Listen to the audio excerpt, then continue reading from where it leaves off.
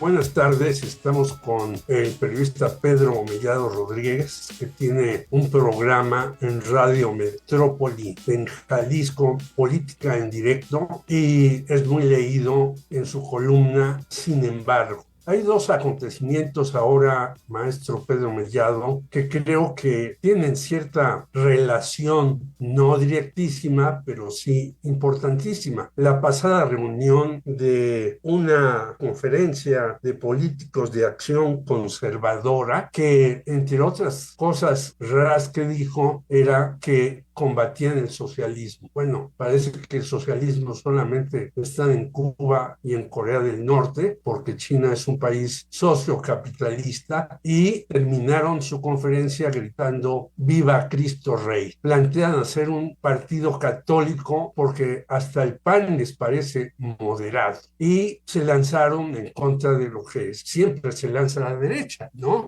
Los jóvenes, las minorías, los homosexuales, etcétera, etcétera. ¿Cuál es su opinión al respecto de que en México se realizara esta reunión en donde mandaron mensajes Donald Trump y Steve Bannon, que está en la cárcel por haber hecho una serie de tropelías en Estados Unidos? Sí, Jorge, mire, lo que yo observo con respecto a lo que sucedió con esta conferencia política de acción conservadora y también con el enorme apetito que el partido Vox tiene por establecer Ajá. vinculaciones con la ultraderecha mexicana, creo que son originados en el mismo fenómeno. Creo que los grupos de ultraderecha en España, Brasil, Argentina, Estados Unidos tienen la misma preocupación. La preocupación de que en América Latina por lo menos 12 países ya voltearon a ver hacia la izquierda, en mayor o menor grado, con una mayor o menor claridad. Latinoamérica está volteando a ver hacia la izquierda. Los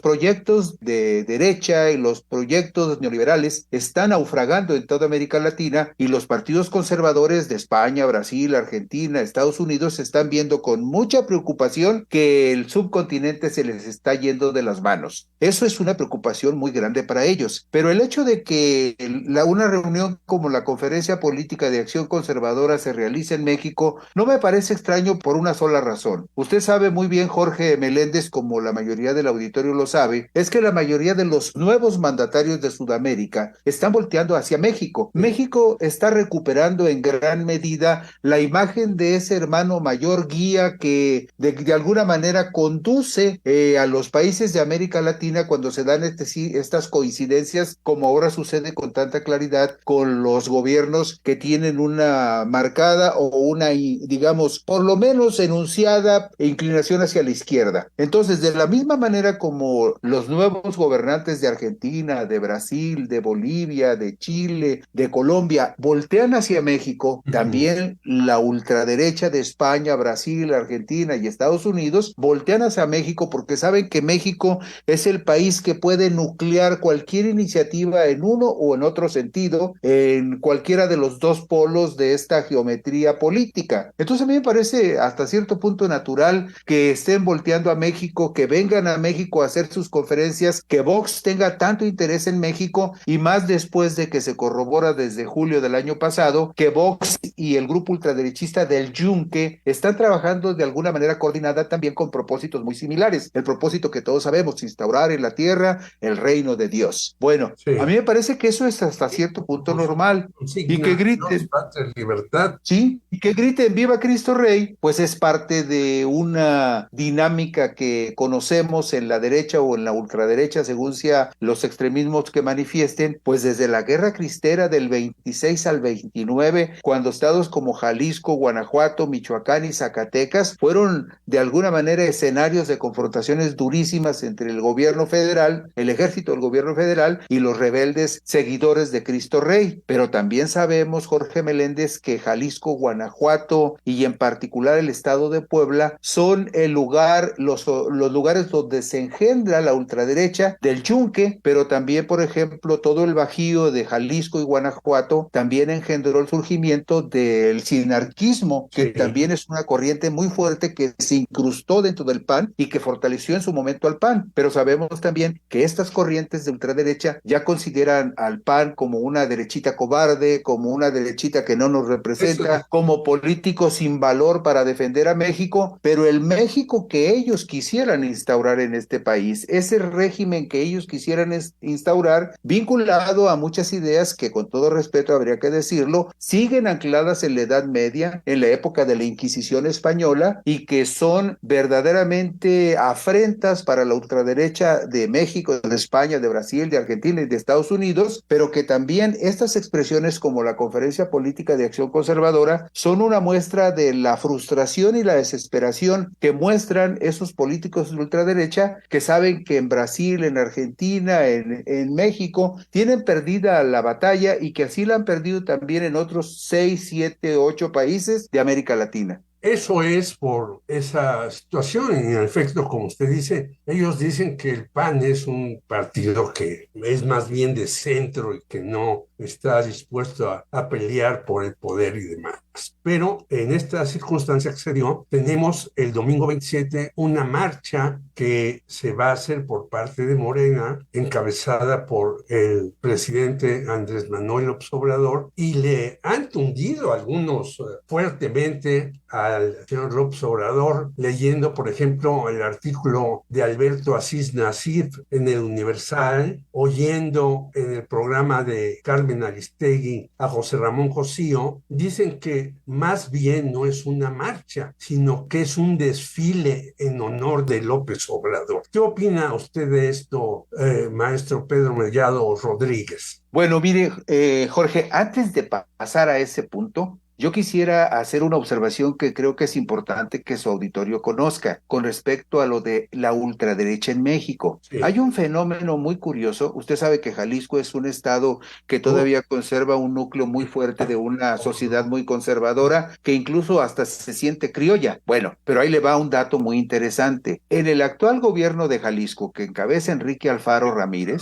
uh-huh. están incrustados muchos personajes que en su momento participaron en el gobierno de Emilio González Márquez. Emilio González Márquez fue el personaje más representativo del Yunque en Jalisco en el gobierno y Ah, junto con él estuvieron personajes que en su momento Álvaro Delgado identificó en su libro El Yunque, la ultraderecha en el poder y después Los Soldados de Dios, identificó a esta cofradía de funcionarios que estuvieron en el gobierno con Emilio González Márquez. Bueno, pues cual, por muchos de cierto, esos. aparecía a veces pasado de copas en conferencias de Sí, prensa. bueno, el 23 de abril del 2008, en un evento que se le denomina el Banquete del Hambre, que organiza Cáritas, una organización del arzobispado para reunir alimentos para los pobres, en Sí. esa reunión el gobernador de Jalisco, Emilio González Márquez, muy molesto porque los medios habían cuestionado un donativo de 30 millones de pesos que pretendía ser para la construcción del santuario de los mártires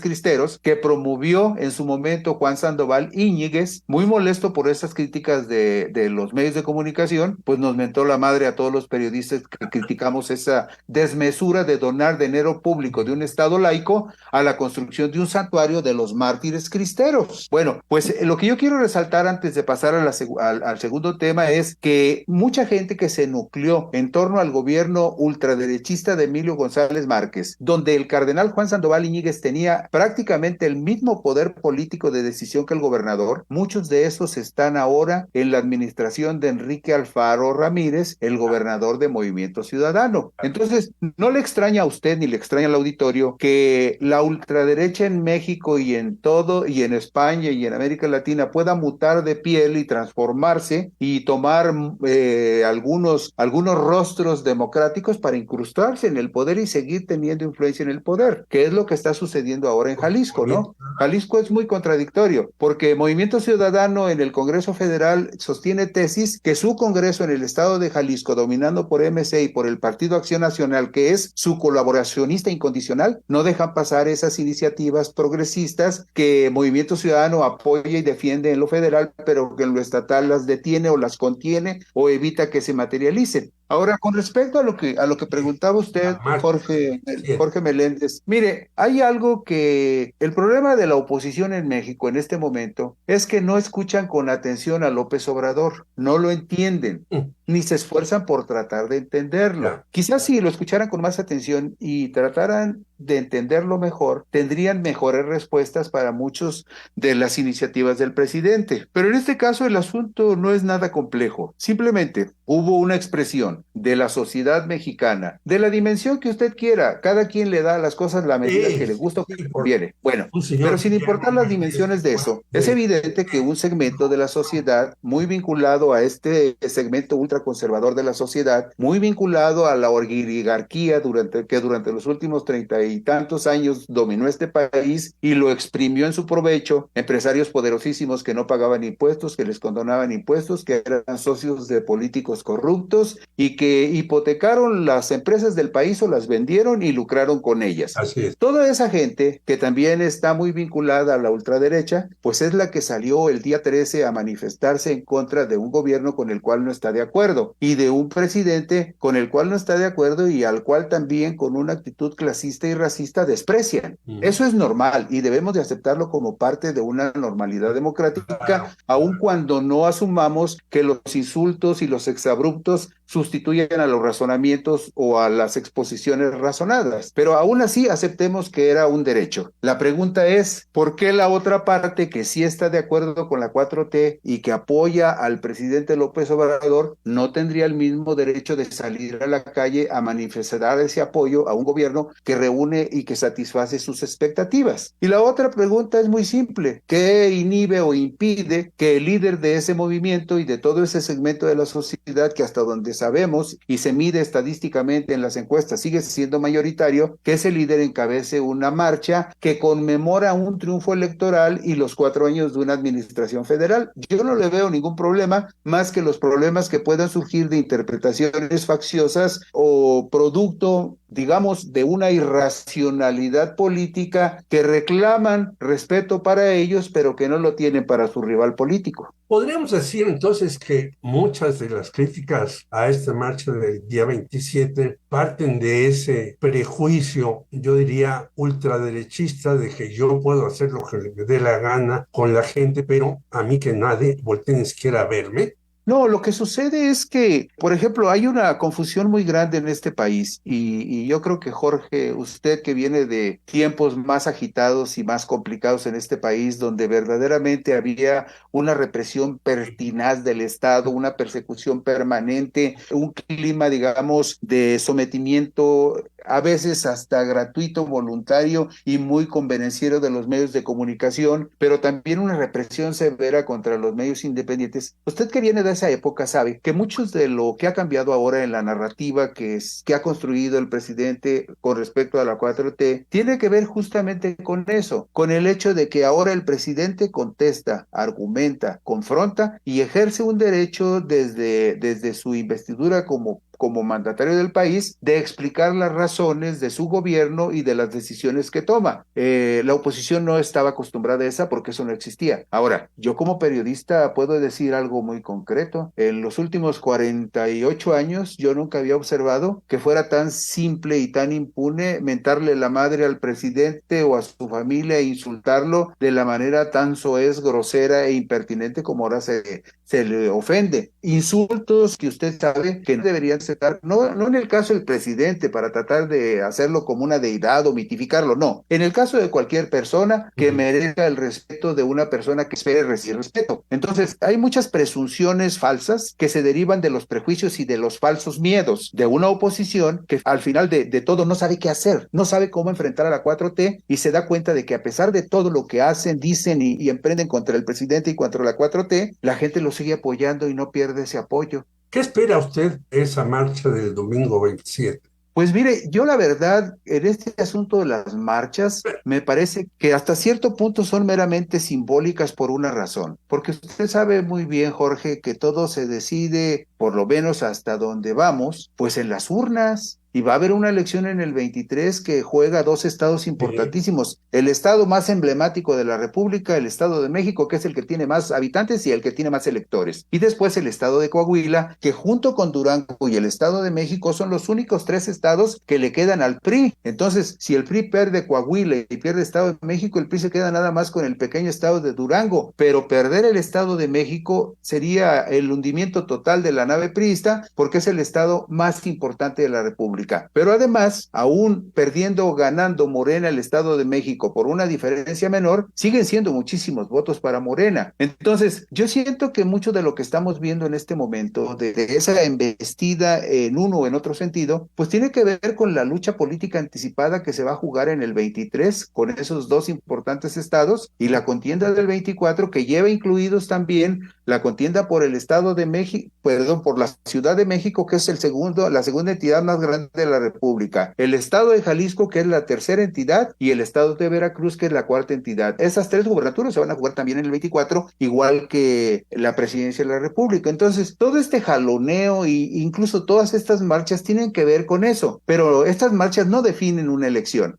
Finalmente y de manera sucinta, porque creo que tenemos muy poco tiempo, ¿qué espera usted en la elección de Jalisco? Ya que al parecer el señor Alfaro ya está peleadísimo con la Universidad de Guadalajara, que era uno de sus baluartes para llegar a la gubernatura. Mire usted, la Universidad de Guadalajara en términos electorales es una ficción. Tiene dinero, tiene influencia académica, pero no gana elecciones, ¿sí? Bueno, el asunto con Jalisco es verdaderamente dramático y se lo voy a sintetizar así. El precandidato más claro para la gubernatura por parte de MC es un empresario que se llama Pablo Lemus, a quien no le interesa la gente humilde o pobre, ni los barrios pobres, y le interesa nada más los negocios inmobiliarios o el trato con la gente fina como él. Y el otro drama es que Morena no tiene un solo candidato, un solo precandidato en este momento que sea presentable como para contender con posibilidades de éxito para ganar la gubernatura en un estado donde todas las mediciones estadísticas dicen que López Obrador trae más del 50% de aprobación contra 36, 37 de Alfaro. Entonces, un candidato de MC que la verdad sería una verdadera desgracia para el estado por su inclinación empresarial y un partido Morena que tiene fuerte presencia pero que no tiene un solo precandidato presentable en este momento. Pues hablaremos con usted próximamente porque en el caso Jalisco sí está de verdad enredado. Muchas gracias, maestro Pedro Mellado Rodríguez, por sus reflexiones. Creo que todos hemos aprendido bastante de lo que usted nos ha dado esta tarde. Yo les agradezco a usted y a su audiencia que sean tan gentiles de considerar que yo pueda decir algo importante para ustedes y estoy a sus órdenes para cuando lo consideren pertinente. Buenas tardes.